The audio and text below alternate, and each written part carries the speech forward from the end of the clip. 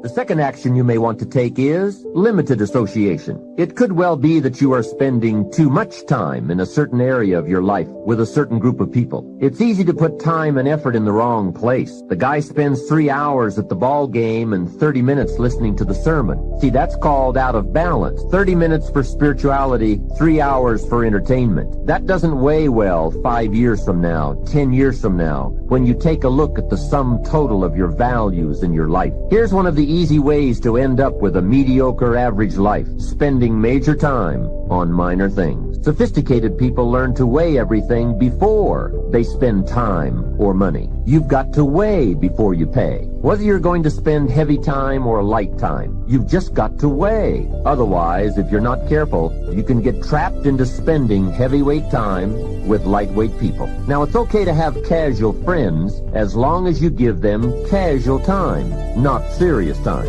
Spend major time with major influence and minor time with minor influence. It's so easy to do just the opposite, but don't let it be said that you fell into that trap. So maybe all you need to do to change some of the influences in your life is not to eliminate them, but merely limit them. Say, I have a good time with these people, but I'm not going to spend days and days with them anymore. I'm just going to cut that down and save some of that time for more major people and more major enterprises. Remember, it's your life. You can spend your time with whomever you want and whenever you want. But you didn't invest in this program for me to kid you. Take a look at your priorities and your values. We have so little time at our disposal. Wouldn't it make sense to invest it wisely? If you have only $100 in your pocket, it's okay to spend 20 for fun and put 80 toward your important values and commitments. But would you be happy reversing those percentages? Better to put the majority of your money where you know it will get you a positive return,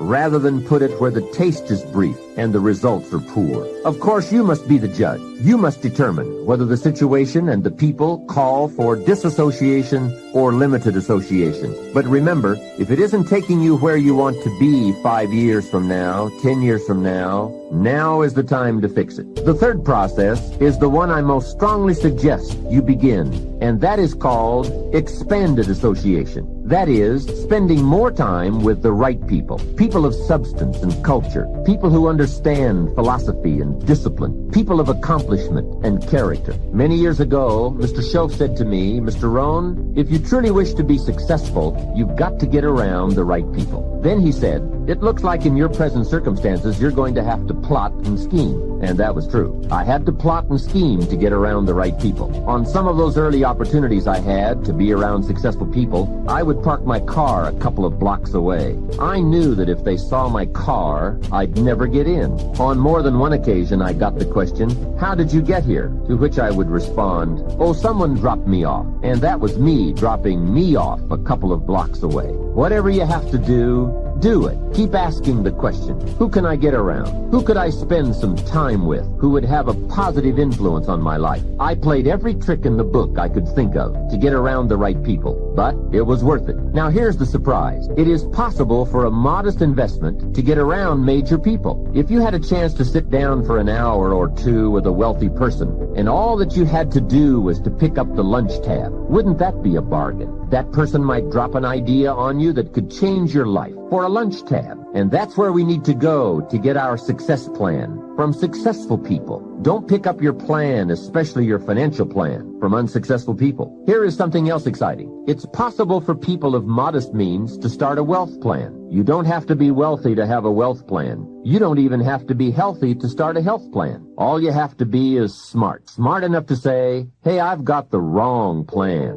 and I'm going to get around someone who has a better plan and make it my plan. So, find some successful people to help you fill out your success plan. Find somebody healthy to get your better health plan going. Find somebody living a unique lifestyle to develop your lifestyle plan. This is called association on purpose, getting around the right people by expanding your circle of influence. I have a really unique friend. I'm always trying to find more ways to spend more time with him. He's the big game hunter, millionaire, businessman, traveler, and in my opinion, one of the world's great philosophers. He has two special gifts among many that make it worth all the time I can possibly spend with him. And those gifts are: 1, the ability to absorb, the ability to soak up a day and all of its events. His memory is uncanny. I swear he remembers in detail almost every day of his life and every book he's read. I think it is more exciting for him to go to Spain and come back and tell you about it than it is to go yourself. And the reason is, when he's there, he doesn't miss anything.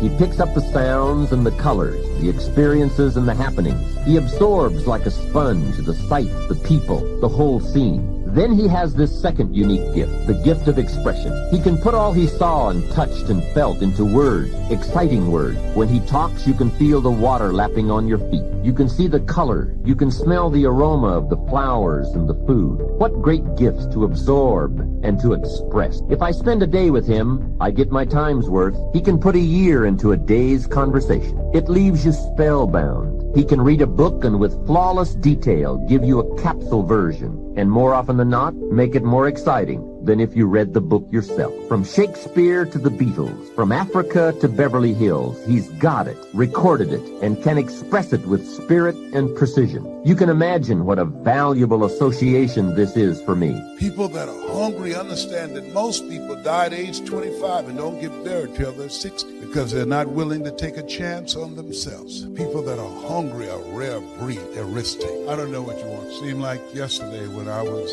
the new kid on the block. Now it's 68. I'm the old. I used to think people in their 40s were old. Now I'm 68. I feel like I served at the Lord's stuff. And I know I look young for 68 because I used mascara to cover my gray hair.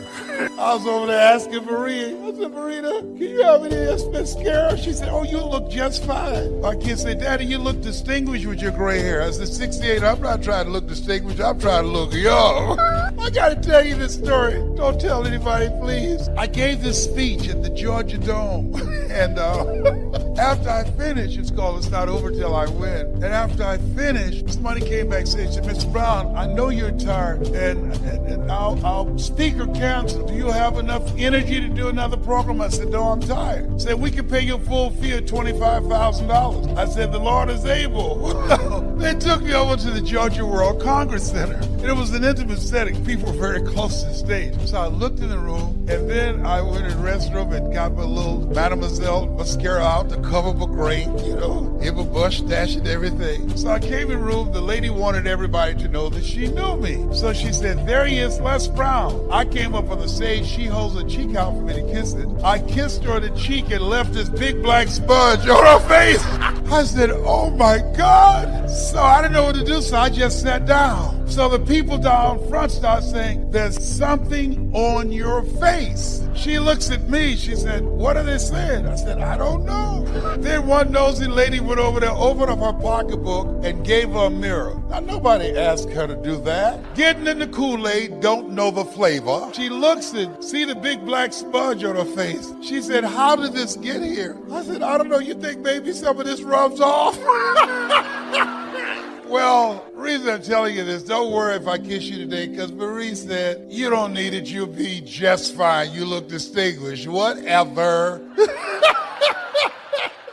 How many of you like to learn how to improve your presentation skills? We're going to do a webinar that will walk you through a process and teach you how to tell your story so you can speak in your community on a volunteer basis and be able to make a difference. How many of you like to make a difference with your story, Rachel? Very good. We will show you how to do this. I've been doing this now 40. I love and admire Eric Worre for who he is, me as a friend, but the passion that he has.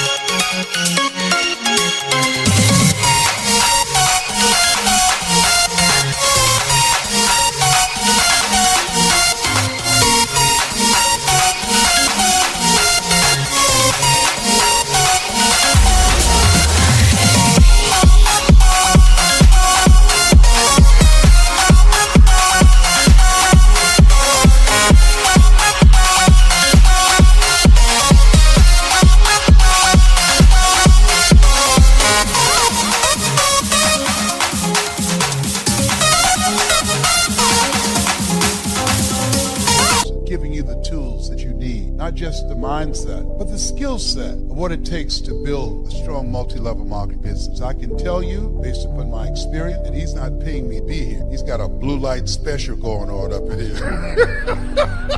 This is my friend that I love him. There are a few people who call me, and I'll get on a flight that only had 4 hours of sleep, come and speak. I was very subdued and conservative today, but I love and admire him.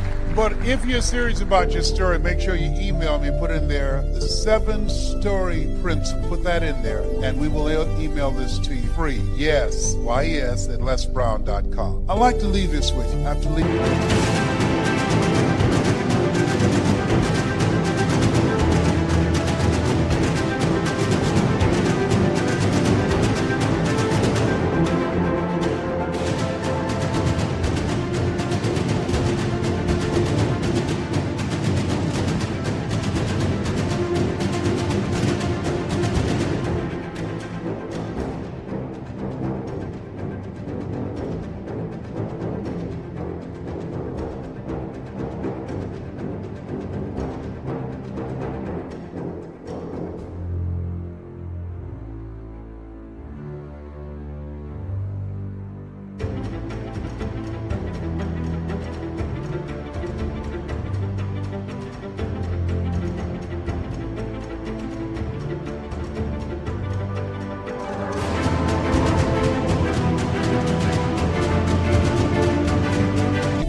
Zig's memorial yesterday, who was a great man, who contributed so much to so many people. I said, God, let me touch and change millions of people's lives like Zig has done. Let me make my mark.